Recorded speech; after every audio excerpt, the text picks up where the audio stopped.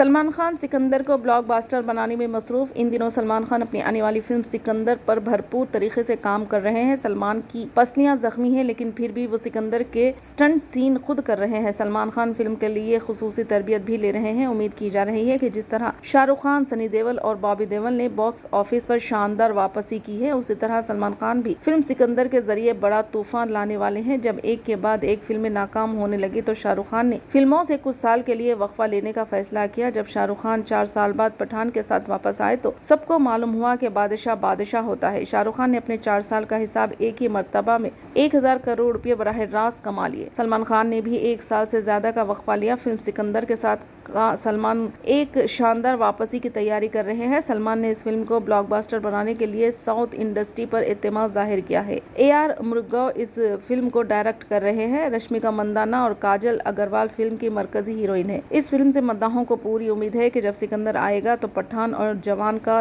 तख्त भी हिल जाएगा।